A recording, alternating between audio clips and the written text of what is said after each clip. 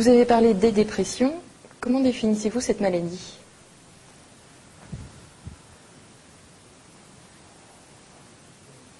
En quelque sorte, la maladie, au premier sens, est assez facile à reconnaître. C'est la perte d'énergie, la perte de plaisir, la perte d'envie de faire des choses. C'est-à-dire que les gens ont tendance à se replier, à s'isoler, à réduire leurs relations avec leur entourage, à avoir un certain nombre de difficultés corporelles, qu'elles soient des troubles du sommeil, des troubles d'alimentation, des douleurs, un certain nombre de perturbations qui se concentrent à ce moment-là. Il y a aussi habituellement beaucoup d'anxiété, beaucoup d'angoisse, c'est-à-dire de peur de ce qui va se passer, du futur, de l'avenir. Alors ça, c'est le tableau général des dépressions. Je crois que c'est important de distinguer deux formes de dépression, des dépressions extrêmement sévères, qu'en France on appelle la mélancolie et qui doit être reconnue, donc ce sera un moment aussi pour en parler, et qui nécessite des hospitalisations et des traitements médicamenteux rapidement, ça c'est une chose.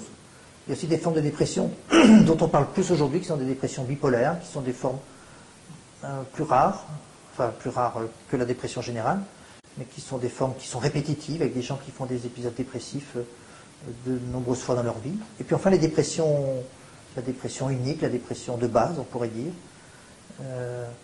Aujourd'hui, on distingue des dépressions donc très sévères, moyennes, des dépressions légères, une sorte de gradation comme ça, avec aussi une gradation de l'arsenal thérapeutique. Maintenant, on a découvert aussi que cette manière de présenter les choses est intéressante, mais pas suffisante.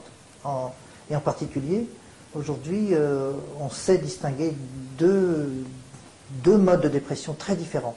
On va parler des dépressions aiguës, des dépressions qui sont relativement récentes, le plus souvent, qui ont quelques semaines, voire quelques mois, des dépressions qui sont les plus angoissantes, les plus déstabilisantes, les plus perturbantes, qui arrivent parfois chez des gens qui ne s'y attendent pas du tout, qui peuvent survenir comme ça de manière assez abrupte. Donc ces dépressions-là qui sont intenses, qui sont déstabilisantes aussi pour les soignants, sont finalement les plus faciles à soigner, parce que ce sont des moments de la vie, elles sont souvent liées à des moments de la vie, des moments de changement, c'est-à-dire que l'individu est confronté à un moment de sa vie où il doit s'adapter. Ça peut être la naissance d'un enfant, ça peut être de quitter le domicile familial, ça peut être une difficulté professionnelle. Et ces dépressions signent une nécessité de changer quelque chose dans la façon de vivre, sauf que le patient ne sait pas ni quoi ni comment. Donc ces dépressions-là vont nécessiter un accompagnement très proche, une grande proximité thérapeutique, un cadre dans lequel le patient va pouvoir faire cette transformation. Quelquefois, on aime bien utiliser cette métaphore du cocon dans lequel la chenille va se transformer en papillon. Et puis il y a des dépressions qui sont devenues de plus en plus fréquentes, et qui sont plus fréquentes aujourd'hui, qu'on appelle des dépressions chroniques, et qui, elles, après des phases initiales, eh bien, ne guérissent pas. Les gens prennent des traitements, les arrêtent et rechutent, et recommencent, ou bien rentrent dans un système dépressif qui peut durer des mois, des années et des années. Et ces dépressions sont cette fois-ci très épuisantes, très fatigantes.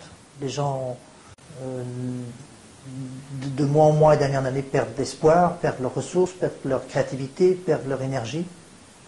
Et pour ces dépressions-là, la relation thérapeutique est toujours absolument fondamentale, mais il faut ici avoir des propositions thérapeutiques, on va dire, plus dynamiques,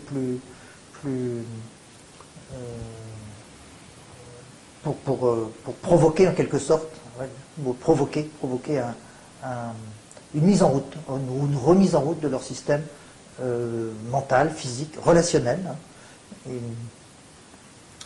donc deux grandes situations assez différentes, je crois qu'on va bien distinguer au Congrès de Saint-Malo, et qui vont déjà nous permettre de repérer mieux des situations où les antidépresseurs restent nécessaires, peut-être 10 à 20% des dépressions, de toutes ces dépressions, les antidépresseurs peuvent être remplacés par des techniques relationnelles, des techniques qu'on dit psychothérapiques.